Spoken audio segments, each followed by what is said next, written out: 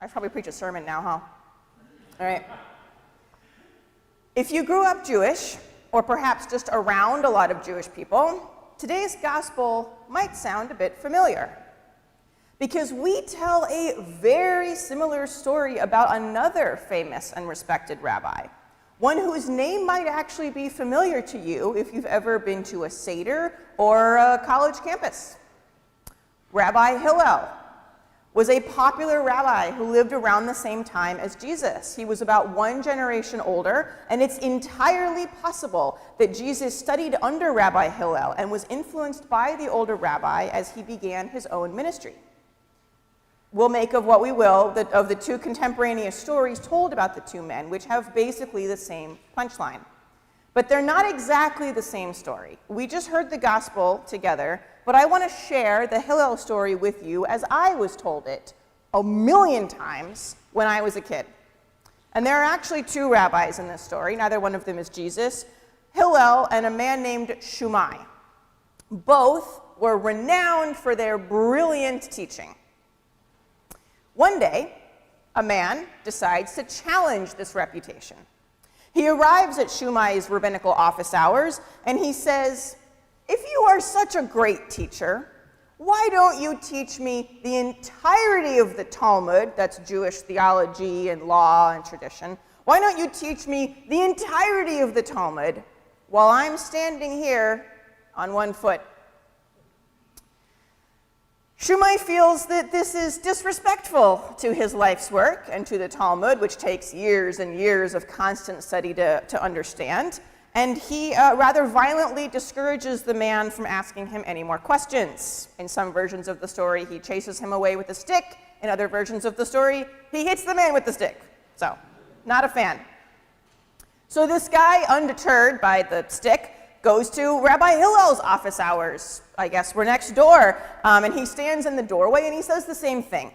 He says, "If you really do know so much, if you really are so great at helping people understand the Talmud, then teach it to me while I'm standing here on one foot." And Hillel looks up. He does not pick up a stick. He says, "Love God with all your heart, all your soul, and all your strength.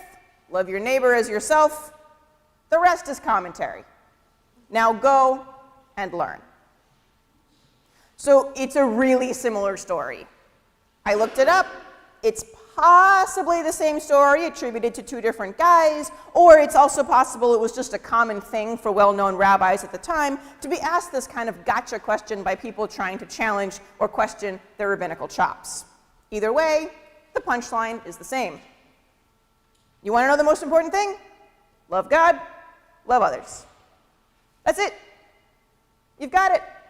You can put your foot down, leave the rabbi's office, go home. It's all good, right? Except if that's it, then what are we doing here?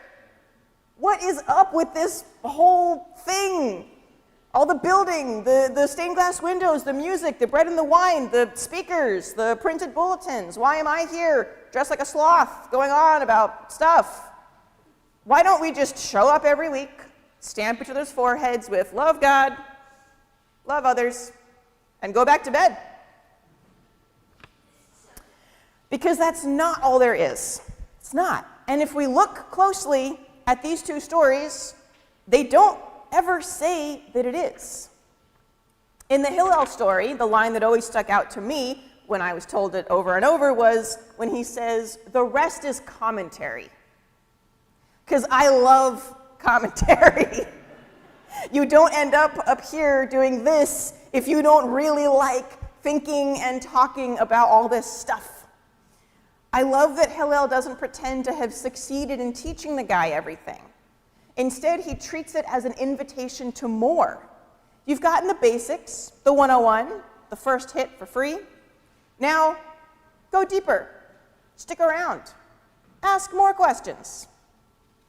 And Jesus, too, doesn't end with that mic drop moment. Instead, like Hillel, he points to the larger body of thought and tradition surrounding his statement. He says, "On these two commandments hang all the laws and the prophets."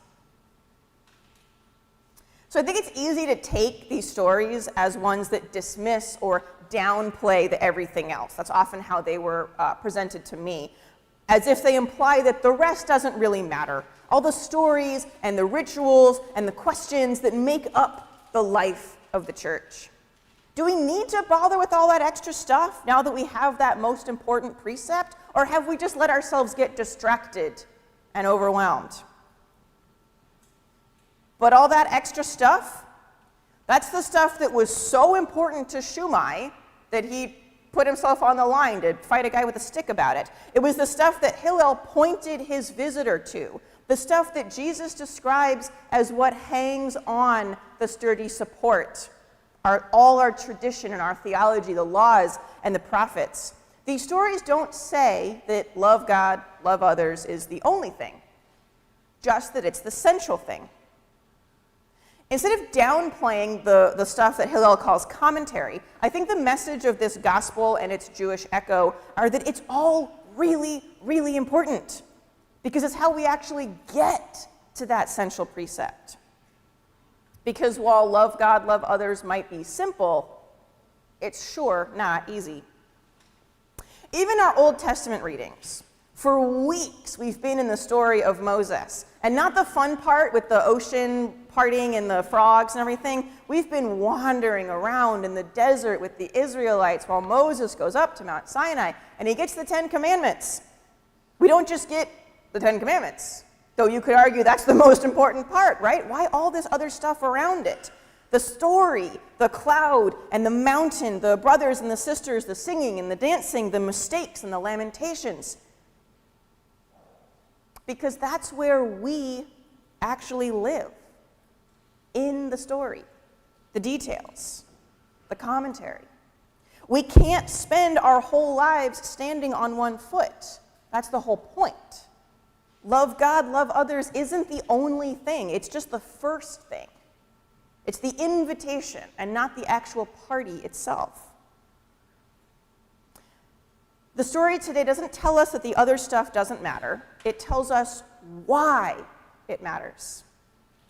Here at St. Mark's, all the other stuff looks like freshly baked bread and printed out bulletins. It looks like organ music and a well-rehearsed choir and speakers and a tech team. It looks like stained glass saints and kids in costumes. Because while we've heard the gospel truth, hopefully a couple times, we're all still working out the commentary, the who's and the how's and the where's and the when's. We look to the laws and the prophets, like Jesus mentioned, that we use ritual and tradition and art and literature and intellect and good food to find ways into that truth. We don't do all this because we've lost focus, but because it's how we stay focused. We can't do it all standing on one foot, but it all matters. It really does, and I can prove it. Each Sunday, I make coloring bulletins available to anyone who wants them, and I want to put in a little plug. They're not children's bulletins, they're coloring bulletins. They're available for anyone who could use some liturgically relevant art or stay focused, connect with the church in that way, but they are mostly used by our kids. And the front sheet always has a handful of questions. They're usually based on that week's lectionary or what we're doing in church that day. And they're intended to invite thought and curiosity and to invite, just like Hillel did, people who are answering these questions to go deeper. And I keep all of them. I read all of them, and I keep all of them in a big binder in the church office. And I want to share some selections from them with you today. Question, prompt. Something people do at St. Mark's that makes me feel welcome is greeting me. St. Mark's takes care of me by giving me good food. I help take care of St. Mark's by bringing up the bread and wine. I connect to God in church by listening to the music. There are so many more that I could share here.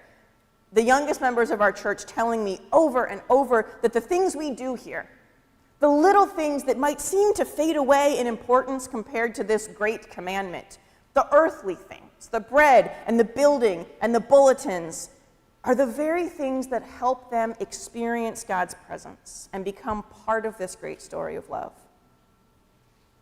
Jesus' words in today's gospel are not an invitation to shrug off the rest of what we're doing here. It's not a dismissal of scripture and tradition in favor of a few simple sentences. They're a reminder of why we do all this, what we're even trying to do here. So what are we doing here? We're digging in. We're lingering in the rabbi's doorway, putting our foot down, maybe even stepping inside and sitting down. We're reading and singing and preaching and praying and living the commentary.